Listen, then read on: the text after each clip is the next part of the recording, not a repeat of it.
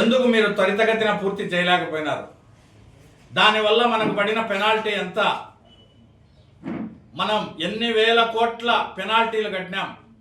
Polavaram project రైతులకు నీళ్లు అందించకుండా మీరు చేసిన అన్యాయమే కాకుండా అక్కడ విద్యుత్ ఉత్పత్తి చేయకుండా మీరు చేసిన నిర్వాహకం వల్ల ఎన్ని వేల కోట్లు రాష్ట్ర ప్రజల మీద, రాష్ట్ర ఖజానా మీద భారం పడిందో మీరు చెప్పాలా. మేము చెప్తాం, రాండి బహిరంగ చర్చకు, ఎక్కడైనా సరే మాట్లాడుకుందాం, ప్రజల సమక్షంలో మాట్లాడదాం. మేము అడిగే ప్రశ్నలకు రాష్ట్రంలో ఏ ఒక్క వైఎస్ఆర్ కాంగ్రెస్ పార్టీ నాయకుడైనా వచ్చి ప్రజలకు నీతిమంతంగా సమాధానం చెప్పే పరిస్థితి ఉంటే రాండి. మీరెందుకు ప్రజలను మోసం చేయదలుచుకున్నారు ఇట్లాంటివన్నీ చెప్పి?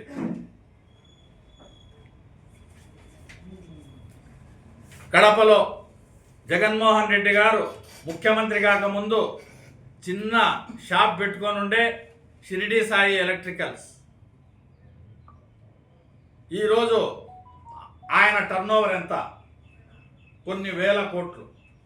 షిరిడి సాయి ఎలక్ట్రికల్స్ కృష్ణా థియేటర్ సర్కిల్లో కడపలో చిన్న ఎలక్ట్రికల్ షాపు. ఈరోజు ఆయన టర్నోవర్ కొన్ని వేల కోట్లు. రైతులు ట్రాన్స్ఫార్మర్లు అడిగితే గత మీ పరిపాలనలో ఎన్ని రూపాయలకి ఇచ్చినారండి మీరు ఒక్కో ట్రాన్స్ఫార్మరు షిరిడి సాయి ఎలక్ట్రికల్స్ తరపున? పక్క రాష్ట్రాల్లో అదే ట్రాన్స్ఫార్మర్ ఎంతకి ఇచ్చినారండి?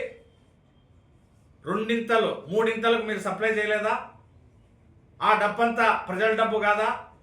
అదంతా మీ సొంత అకౌంట్లలో పడలేదా? మీరు అవినీతి చేయలేదా? దానిల మీద ఇన్వెస్టిగేషన్ జరుగుతూ ఉండలేదా? ఈ విధంగా వేలాది కోట్ల రూపాయలు విద్యుత్ బోర్డు నుంచి మీరు దోచేసి కూకట్పల్లిలో మీరు హిందూజాల దగ్గర నుంచి ఆక్యుపై చేసిన భూమికి 1400 కోట్లు ప్రజాధనం కట్టారండి మీరు.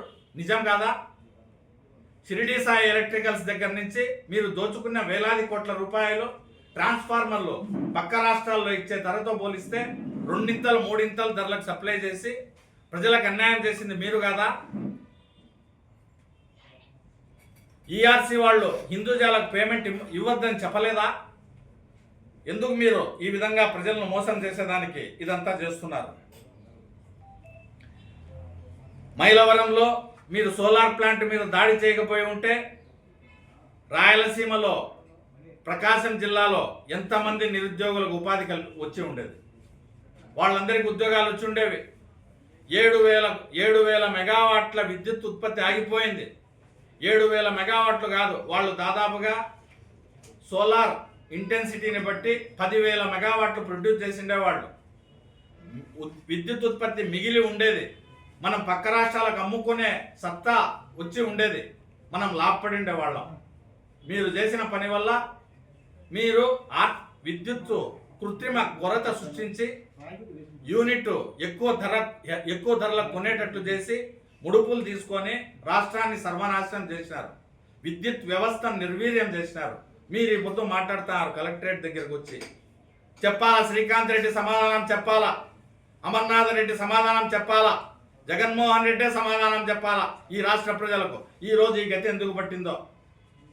చంద్రబాబు నాయుడు గారు ముఖ్యమంత్రి అయినాక ఆయన ఏమన్నా ఛార్జీలు పెంచమని ఫైల్ మీద సంతకం పెట్టింటే చూపించండి, మేము సమాధానం చెప్తాం.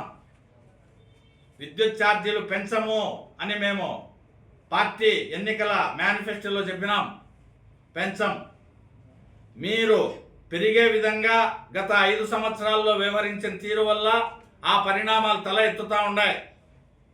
మీరు ప్రజలకు మోసం చేస్తూ ఉంటారు. 1,29,000 కోట్లు విద్యుత్ బోర్డుకు నష్టం జరిగింది మీ వల్ల. ప్రజల మీద భారం పడింది. ఇవన్నీ పెట్టుకొని మీరు మా మీద ఆరోపణలు చేస్తారు. మొన్నటికి మొన్న సెకీ ఒప్పందం గురించి మనమంతా మీడియాలో చూసినాం. అమెరికాలో జగన్మోహన్ రెడ్డి గారి మీద కేసు నమోదైంది. దాంట్లో లంచాలు ముట్టినాయి. ఈ సెకీ ఒప్పందం వల్ల ఒక్కో సంవత్సరానికి 3,850 కోట్లు భారం పడితే 30 ఏండ్లలో 1,00,000 కోట్ల రూపాయల భారం రాష్ట్ర ప్రజల మీద పడేటట్లు మీరు అక్రమ ఒప్పందాలు చేసుకున్నారు.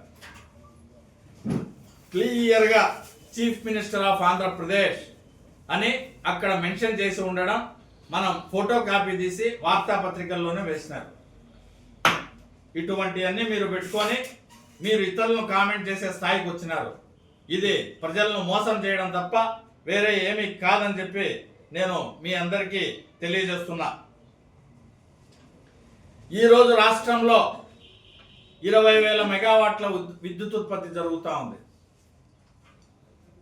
ఈ 20,000 మెగావాట్ల విద్యుత్ ఉత్పత్తి చంద్రబాబు నాయుడు గారి హయాంలో, ఆయన ముఖ్యమంత్రిగా ఉన్న హయాంలో ఆయన విజన్ వల్ల జరిగింది కాదా అని మిమ్మల్ని అడుగుతూ ఉండా. మీరెందుకు ప్రజలను మోసం చేసేదానికి ఇటువంటి ధర్నాలు చేస్తూ ఉంటారు? ఈ కార్యక్రమాలు కట్టి పెట్టండి. ప్రజాస్వామ్యం ఇది. మీ అరాచక పరిపాలన ముగిసింది.